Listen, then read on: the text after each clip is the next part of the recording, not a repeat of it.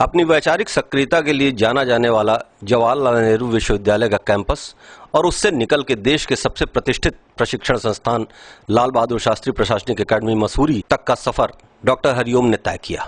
एक प्रशासनिक अधिकारी के तौर पर अपनी सक्रियता से आम जनता का विश्वास जीता, मगर उनके व्यक्तित्व का एक ऐसा पहलू रहा जिससे लोग बहुत अछूते रहे। एक शायर, एक गायक और एक बिंदास लोगों से मिलने वाला शख्स। आज तहलका न्यूज के साथ एक्सक्लूसिव बातचीत कर रहे हैं यूपी कैडर के senior IAS officer doctor Hariom, और मुद्दा रहेगा उनके शौक, उनकी मौसीकी और उनकी शायरी। स्वागत है डॉक्टर साहब। थैंक यू सो मच, मुझे बुलाने के लिए शुक्रिया आपका, तहलका न्यूज़.com का शुक्रिया। डॉक्टर साहब, छात्र जीवन से एक प्रशासनिक अधिकारी के तौर पर जो सफर रहा वो तो अपनी जगह पे है, वो आपकी मेहनत और आपकी पढ़ाई का है। ये शायरी कब से आपके पर्सनालिटी का हिस्सा बनी? ठीक अंदाज़ा तो नहीं लगा सकते, लेकिन मुझे लगता है कि एक सेंसिटिव माइंड, एक सेंसिटिव हार्ट जो होता है वो चीज़ों को परसीव करता है उस लिहाज से। और मैं साहित्य का विद्यार्थी हूँ, पूरी पढ़ाई मैंने लिटरेचर को लेके की है, तो उसमें उर्दू भी आया, हिंदी भी आई, इंग्लिश लिटरेचर भी रहा। तो उसका एक फॉर्म है जो शायरी है। मुझे लगता है कि पोइट्री में करता रहा स्कूली दिनों से, और जब पोइट्री का एक दूसरा रूप मुझे, चूँकि मैं गाता भी हूँ, मेरे पास फिल्मी गाने गाता था, सुर था, तो जब गायकी में गज़लों का एक रूप आया तो मुझे लगता है कि मेरी पोइट्री भी शायरी की तरफ बढ़ चली। और शायरी फिर मैंने मीर गालिब, अहमद फराज, इकबाल, फैज़, ये सारी शायरी से मेरा एक तरह का इंटरफेस हुआ, साक्षात्कार हुआ, और मुझे लगा कि मुझे भी कुछ शायरी लिखनी चाहिए। दुष्यंत कुमार उन दिनों जब हम लोग पढ़ते थे तो काफ़ी मकबूल शायर रहे। उनकी शायरी में जो आग थी, जो उसमें ताकत थी, वो कहीं ना कहीं हम लोग को स्टूडेंट के तौर पे भी आकर्षित करती थी।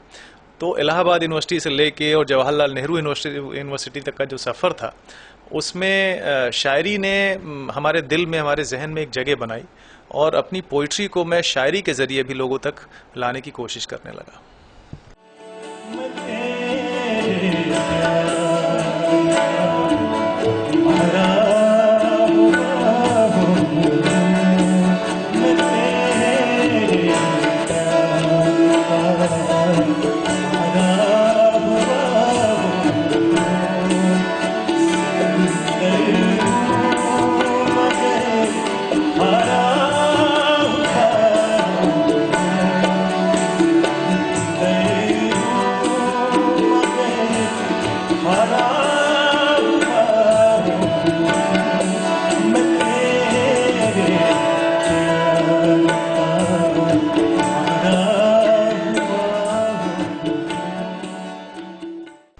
तो ये आपकी जो शायरी होती है उसका सब्जेक्ट आमतौर पर क्या होता है?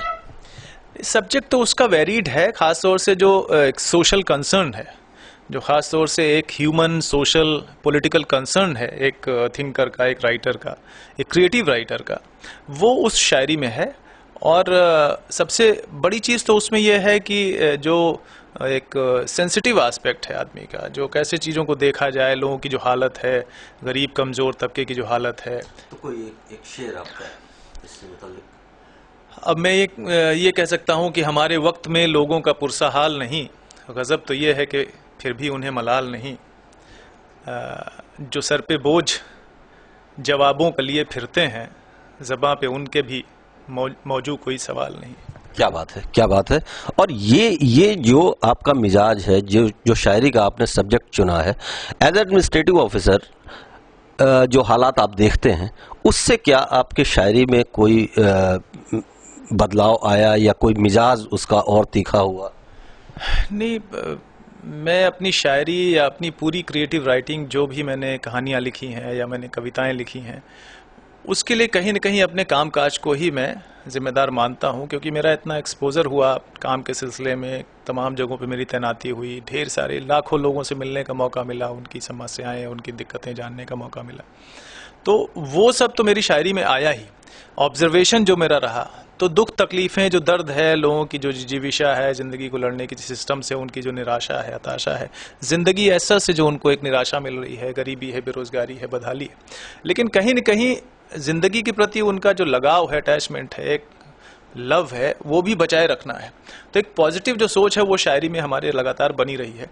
तो रूमानियत भी है उसमें, कहीं न कहीं जद्दोजहद भी है ज़िंदगी की, और व्यवस्था को बदलने की एक जो है वो तड़प भी है।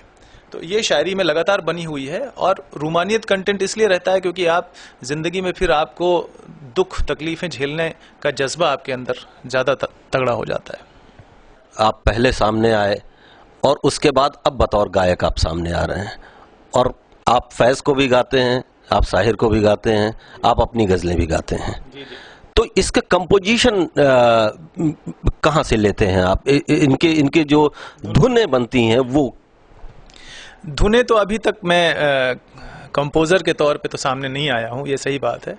लेकिन धुनें बनाने में ख़ास तौर से जहाँ जहाँ भी मैं तैनात रहा वहाँ पे जो जानकार लोग रहे, जो कंपोजिशन अच्छी करते रहे, उनसे मैंने धुनें ली हैं। और सबसे बड़ा नाम है उसमें उस्ताद अहमद हुसैन मोहम्मद हुसैन का, जिन्होंने मेरी कुछ गज़लों का, जो मेरी अभी एल्बम लॉन्च हुई है उसमें कुछ गज़लों की कंपोजिशन उनकी है, और कुछ एक दो दूसरे जानकारों की है। पंडित शरणमणि त्रिपाठी हैं, उन्होंने फैज़ अहमद फैज़ की एक नज़्म है धूप किनारा, उसकी कंपोजिशन करी है। एक यूनुस कुरैशी साहब थे, अभी नहीं है, गोरखपुर के रहने वाले थे, उन्होंने दोनों जहान तेरी मोहब्बत में हार के, इस तरह अलग अलग। और एक आध कंपोजिशन फिर उसके साथ मैंने भी करी हैं। तो मेरे इस एल्बम में एक आध दो कंपोजिशंस मेरी भी हैं।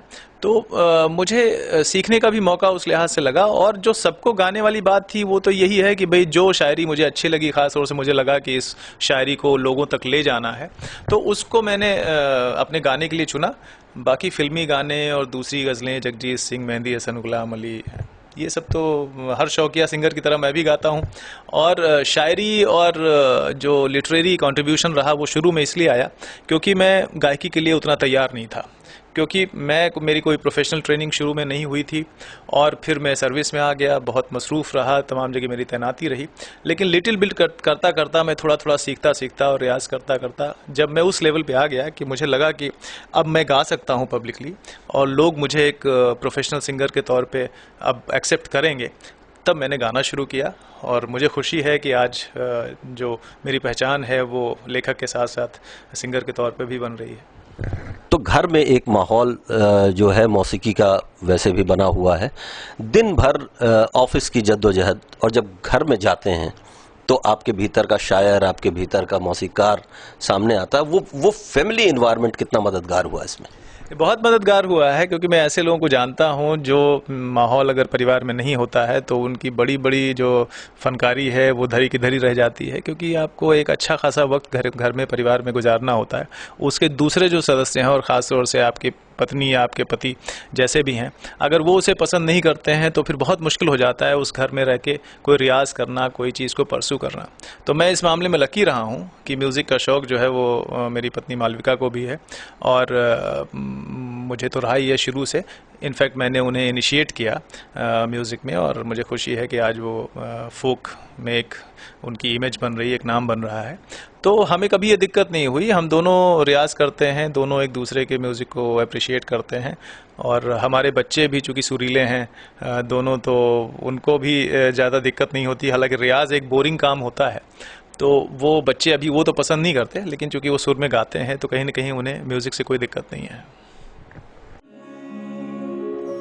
मुझे कुछ तेरी याद पड़ी,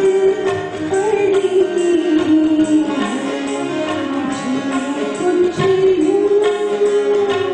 तेरी याद पड़ी,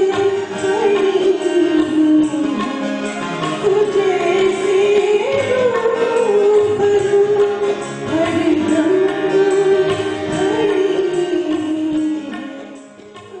फाइलों के बीच से शायरी और घर के माहौल से मौसीकी, ये है हरिओम का व्यक्तित्व। डॉक्टर हरिओम ने जिस तरह से अपनी ज़िंदगी के अलग अलग लम्हों को अलग अलग तरीके से जिया है, वो वाकई काबिल तारीफ़ है। हमसे बात करने का बहुत बहुत शुक्रिया।